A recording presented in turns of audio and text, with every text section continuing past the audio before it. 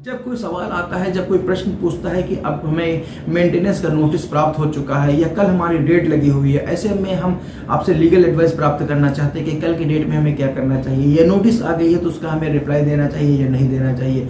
तो कहने का सेंस ये है कि जो एक कहावत कही जाती है, इंग्लिश में भी है कि Rome is not built in a day.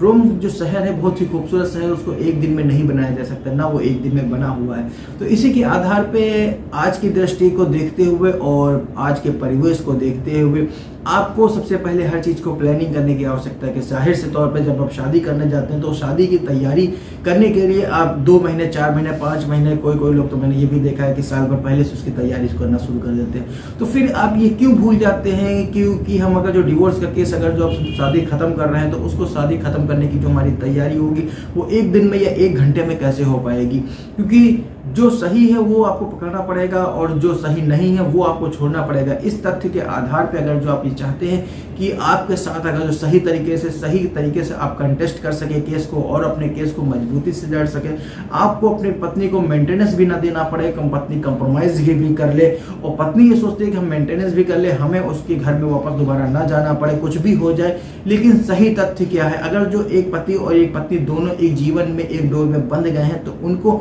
कहाँ हद तक उनको रोका जा सकता है, क्योंकि परिवार केवल उन 2 लोगों के बीच में नहीं है, उन 2 लोगों के आधार पर बहुत सारे रिश्ते जुड़े होते हैं। तो सामान्यतः तौर पर कोर्ट भी ये विचार करती है, ये सोचती है कि जब दोनों लोगों के डिस्प्यूट में आके अगर जो 2 घर टूट जाए, ये करना या ये होना ये बिल्कुल भी उचित नहीं है। इसी के आधार पे कोर्ट भी ये अपना रवैया, ये अपना व्यू रखती है कि किसी ना किसी तरीके से दोनों में कंप्रोमाइज हो जाए, दोनों का घर टूटने से बच जाए, क्योंकि नुकसान एक का नहीं होगा, नुकसान दोनों का होगा, चाहे हस्बैंड हो चाहे वाइफ हो। और जैसा कि हमारे एक यूट्यूब के परिवार के जो सदस्य हैं उन्होंने जो ये सवाल पूछा है कि हम अगर जो इस तरीके के शॉर्ट अंतराल में हम अपनी लीगल एडवाइस प्राप्त कर लें, हम अपनी प्लानिंग भी कर लें, तो ये चीज़ संभव बिल्कुल भी नहीं है। क्योंकि 15 साल 20 साल पहले जो कोर्ट का रवैया होता था, जो जजमेंट होते थे, अब उसको चेंज होता जा रहा है, क्योंकि लॉ जो है वो समय के अनुसार अपना चेंज होता रहता है, क्योंकि जो समय में जो समाज आगे चलता है लॉ उसके पीछे चलता है। समाज में जैसी जरूरत होती है लॉ वैसा बनता है, लॉ के अकॉर्डिंग समाज नहीं चलता है। समाज में जब कोई जरूरत उत्पन्न होती है, जब कोई दिक्कत या जब कोई प्रॉब्लम होती है तो उसको कंट्रोल करने के लिए लॉ बनाया जाता है। 2020 में रजनीश वर्सेस नेहा का केस आया, सुप्रीम कोर्ट ने नया लॉ और नया तरीका डेवलप किया गया। जो 15-20 साल पहले ये तरीका और ये जो फैसिलिटी या ये जो पॉलिसी या जो ये प्लानिंग जो चलती थी वो बिल्कुल भी नहीं चलती थी। आज के समय में अगर जो आपके विरुद्ध को जो केस फाइल किया है या आप केस फाइल करने जा रहे हैं, कोई भी हो, चाहे पति हो चाहे पत्नी हो, सामान्यतः तौर पे अगर जो कोई भी डिस्प्यूट किसी भी पक्ष में हुआ है, जाहिर से तौर पे अगर जो पति या पत्नी किसी भी बात को लेकर अगर जो डिस्प्यूट्स होना शुरू हो गया है तो सबसे पहले महिलाओं के पास एक ही विकल्प बचता था, जो अपना मैरिटल हाउस छोड़ के अपने मायके चली जाती है। उनको ये विश्वास होता है कि जो बात हमारे हस्बैंड ने नहीं सुनी, जो बात हमारे ससुराल वालों ने सुनी, वो बात हमारे मायके वालों सुनेंगे और मायके वाले मेरा सपोर्ट करेंगे, जो अल्टीमेटली सबसे पहले अपनी गलती यहीं से प्रारंभ करना शुरू हो जाती है। और उसके बाद से अपने घर अपने मायके से जाके अपने जो केसेस हैं, मल्टीपल नंबर ऑफ केसेस सारे फाइल कर दिए जाते हैं पति के खिलाफ। अब वहां से केसेस फाइल करने के बाद में मेंटेनेंस क्लेम करती हैं, रहने के लिए घर क्लेम करती हैं, हमें कहीं से रहा नहीं जा रहा, मायके वाले मेरा कब तक बर्डन उठाएंगे, मायके वाले मेरी पॉलिसी या मेरे जो खर्चे कब तक उठाएंगे, हमारे पास कोई भी सोर्स ऑफ इनकम है नहीं, हमारे मायके वालों के पास एक छोटा सा बिजनेस है या छोटी सी दुकान है, उनके पास भी इतनी हैसियत नहीं है कि वो हमको अब मेंटेन कर सके, किसी ना किसी तरीके से मेरी शादी कर दी, हमको अपने ससुराल में रहना है। अब जब ससुराल में रहने के लिए आप विचार कर रही, जो आपने प्रेयर किया है अपने केसेस में, तो यही बिंदु प्रेयर करने से पहले अगर जो आप विचार कर लेते कि हमें एक रहने के लिए एक घर की या एक कमरे की आवश्यकता बिल्कुल है, तो आपने अपना मैरिटल हाउस छोड़ के क्यों गई? जो महिलाएं अपना घर छोड़ के, जो अपना मैरिटल घर छोड़ के जो चली जाती है मायके, तो उनको ये विचार करना चाहिए कि उस वक्त मैरिटल हाउस, जो अपना मैरिटल जो शादीशुदा आपका जो घर था, जो आपका ससुराल था, वो आपको छोड़ के क्यों गई? क्या ये छोड़ना सही है या गलत है? ये कमेंट करके आप हमें जरूर बताइएगा, ये कितने हद तक सही होता है, कितने हद तक गलत होता है।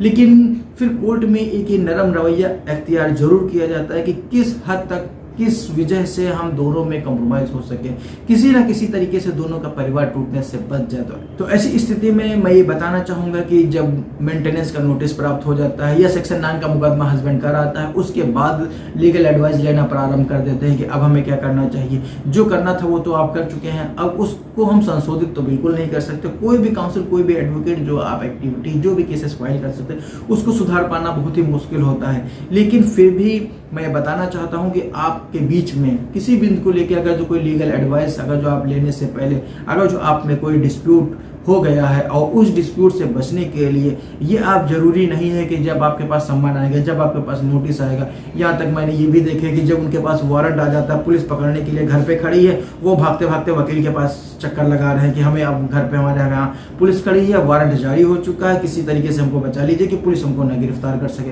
अरे अब वकील साहब उसमें क्या कर लेंगे? जो आपको जो सलाह लेनी चाहिए तब तो आपने लिया नहीं।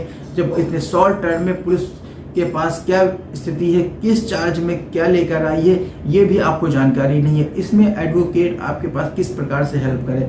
अल्टीमेटली किसी ना किसी तरीके से एडवोकेट के पास जाकर किसी ना किसी तरीके से हेल्प तो करते ही हैं। लेकिन अगर जो आपको लगता है कि पत्नी आपके घर छोड़ के मायके चली गई हुई है, तो जाहिर सी तौर पे वो चुपचाप तो बैठेगी नहीं ना, आप चुपचाप बैठेंगे। आपने बिना किसी से लीगल एडवाइस लिए हुए सेक्शन 9 का मुकदमा फाइल कर दिया। जो टूटी फूटी जानकारी आपके पास थी उसी के आधार पे आपने अपना मुकदमा फाइल कर दिया। उसके बाद आप काउंसिल के पास पहुंचे कि मैंने सच एंड सच एक्टिविटी कर दी है और ये मैंने काम कर दिया, अब मुझे आगे क्या करना चाहिए। खैर, जो तो आपने करना था वो तो कर चुके थे, अब आगे का जो करना है वो वकील साहब के ऊपर डिपेंड कर दिया। लेकिन जो गलती है वो यहीं से प्रारंभ हो जाती है। आपको पता है कि आपके दोनों के बीच में डिस्प्यूट हो चुका है, झगड़ा हो चुका है, पत्नी आपका घर छोड़ के जा चुकी है, अपने मायके में रह रही है। अब मायके की एडवाइस होगी या किसी और की एडवाइस होगी, फिलहाल आपसे एडवाइस तो बिल्कुल नहीं लिया जाएगा। अब उसने कोई भी मुकदमा किया है या नहीं किया, उसके पहले आपने जो मुकदमा प्रस्तुत कर दिया है, अब जाहिर तौर पर उसका नोटिस उसके पास पहुंचेगा तो वो चुप बिल्कुल भी नहीं बैठेगी। आपके खिलाफ नंबर ऑफ केसेस जो 85 BNS और DV एक्ट सेक्शन 12 का और इसके साथ में जो भी एलिगेशन आपके परिवार के ऊपर जो भी उसके लायबिलिटी लिमिट में आएंगे वो भी सारी इम्पोज कर दिए जाएंगे। सेक्शन 144 BNSS के ये भी केसेस आपके विरुद्ध शुरू हो जाएंगे। अब आपको पास जवाब ढूंढने के लिए आप उसमें परेशान होंगे कि किस तरीके से आप नंबर ऑफ जो केसेस फाइल किए गए हैं इनको हम कैसे फेस करें। अल्टीमेटली अब इसी केसेस में अगर जो आप पहले से प्लानिंग करके रखते हैं, जब डिस्प्यूट हो चुका है, मायके जा चुकी है पत्नी, तो आपको सबसे पहले प्लानिंग करके रखना है कि मेंटेनेंस का नोटिस आएगा तो हमें क्या करना चाहिए, और मेंटेनेंस के नोटिस से पहले अगर जो और हमें कोई किस तरीके से क्या एक्टिविटी करनी चाहिए जिससे हमें पत्नी के ऊपर दबाव बन सके। क्योंकि हंसी खुशी जब किसी के पास कोई फ्रीडम होती है, कोई किसी के पास दबाव नहीं होता, कोई किसी की बात नहीं मानता। जब दोनों पक्षों को लगता है, मैंने पहले के भी वीडियो में भी मैं बता चुका हूँ कि जब दोनों पक्षों को लगता है कि हम कोर्ट से हार चुके हैं, कोर्ट में भी हमें कुछ नहीं मिलेगा, पत्नी को लगता है और पति को भी लगता है कि कोर्ट से हमें कुछ मिलने की ज़्यादा उम्मीद नहीं है, और जो मिलेगा वो बहुत ही समय बाद मिलेगा, इतना हम वेट कर नहीं सकते। तो अल्टीमेटली जो दोनों लोग मिलकर बैठते हैं, जब दोनों की जरूरत महसूस होती है तब वो दोनों कंप्रोमाइज़ करने के टेबल पे आते हैं। इससे पहले कंप्रोमाइज़ करने के टेबल पे कोई नहीं आता है। और अगर जो फिर भी ये लगता है कि आपको जो मेंटेनेंस बंद गया है, अब मेंटेनेंस आपको देना ही देना है, तो यहाँ पे भी आपको विचलित होने की आवश्यकता नहीं है। आप अपना ट्रायल फेस करिए, और ट्रायल फेस करने पे कोर्ट का भी ये व्यू रहता है कि आपको किसी ना किसी तरीके से कोई भी एक्टिविटी हो या कुछ भी हो, आपको दोनों आपके और पत्नी के बीच में दोनों में कंप्रोमाइज़ हो जाए। पत्नी को आप अपना एविडेंस फेस करिए, और पति के पास ये ऑप्शन रहेगा, उसमें आप अपना क्रॉस एग्जामिनेशन अपने काउंसिल के थ्रू करवाएं। अगर जो गवाही पूरी हो चुकी है, एविडेंस यानी कि फाइल कर चुके हैं दोनों लोग पत्नी की तरफ से, और तो पति को अपना एविडेंस फाइल करना चाहिए, अब उसमें क्रॉस करवाना चाहिए, केस डिसीजन की ओर बढ़वाना चाहिए। अल्टीमेटली उसको लटकाने से कोई फायदा नहीं है। हाँ, लटकाने में फायदा पत्नी का होता है, उसको इंटरिम से मतलब होता है। इंटरिम बंध गया है कि हमें सच एंड सच अमाउंट हमें मिलता रहेगा पर मंथ। उसके बाद जो पत्नी है वो उस केस को ज़्यादा खींचना चाहती है कि जितना ज़्यादा हमें आगे केसेस चलेगा उतना हमें ज़्यादा मेंटेनेंस मिलेगा। यहीं पर तो वो लोग गलती करते हैं। अरे ये जो मेंटेनेंस है वो एक शॉर्ट अमाउंट है, वो एक थोड़ा अमाउंट है, जो एक प्राइमा फासी केस को देखते हुए जो कोर्ट को लगा वो उसने मेंटेनेंस का ऑर्डर किया। अगर जो आप ट्रायल फेस करके जल्दी मुकदमा आप खत्म करवाने की तरफ जाएंगे तो फाइनल जब मेंटेनेंस कोर्ट करेगी तो आपके मेंटेनेंस को सारा ट्रायल और सारे बिंदु को देखते हुए आपके मेंटेनेंस को बढ़ा भी सकती है।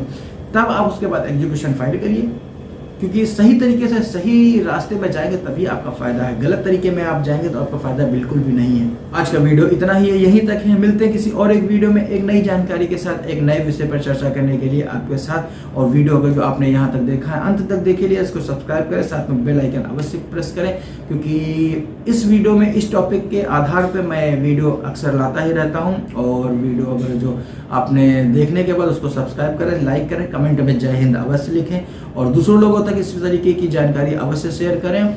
और मिलते हैं किसी और एक वीडियो में एक नई जानकारी के साथ। तब तक के लिए हंसते रहिए, मुस्कुराते रहिए और हाँ, वीडियो अंत तक देखने के लिए प्रेम पूर्वक धन्यवाद। जय हिंद।